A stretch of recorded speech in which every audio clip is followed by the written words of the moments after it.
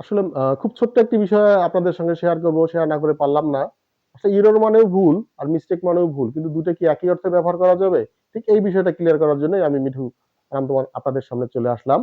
তো আসলে এই যে ইরর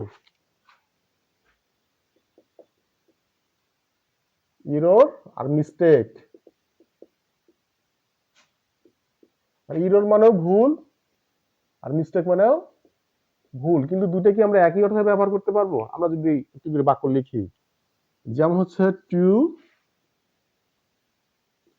আর ইজ হিউম্যান।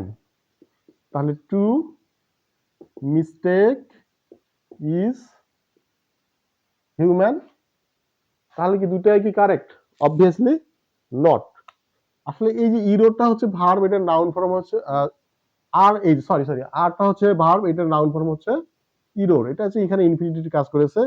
এখানে এই যে মিস্টেক মানেও ভুল। আসলে এই যে মিস্টেক আর ইররের যে পার্থক্যটা সেটা অনেকটা ইনভেনশন আর ডিসকভারের ভিতর। যেমন কলম্বাস আমেরিকা ডিসকভার করেছিলেন, তার মানে আমেরিকা আগে থেকেই সেখানে ছিল, উনি শুধু গিয়ে সেখানে একটা পতাকা দিয়েছেন।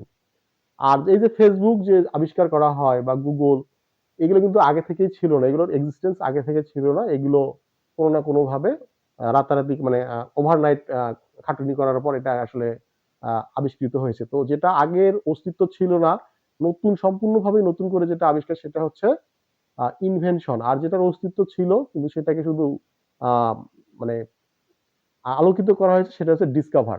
ঠিক একইভাবে ইরোটা হচ্ছে একদম যে ভুলটা একদম এটা অথেন্টিক একদম, মানে এটা হচ্ছে এটা জিনগত যে ভুল। যেমন হচ্ছে আমাদের জিনগত ভুলটা হচ্ছে যে আমরা একটা ভুল করবোই, আমরা আসলে কোনো মানুষ ভুলের ঊর্ধ্বে নয়। ঠিক এই ধরনের যে ভুল সেটা হচ্ছে ইরোর। আর এই যে মিস্টেকটা হচ্ছে যে কোনো একটা জানা জিনিস, যেমন হচ্ছে কোনো একটা পরীক্ষার হলে বা কোনো একটা কথা বলতে গিয়ে, যেমন পোলাইট বা অফিসিয়াল বা আনঅফিসিয়াল কথা বলতে গিয়ে আমি সেই সিকোয়েন্সটা বা সেই শব্দটা জানি, কিন্তু আমি সেটা সেই অবস্থায় ব্যবহার করতে পারিনি বা সেই নৈবিত্তিকটা আমি সেইখানে দিতে পারিনি। এই ধরনের যে ভুল, সেক্ষেত্রে আমাদেরকে মিস্টেক ব্যবহার করতে হবে। আশা করি বুঝতে পেরেছেন।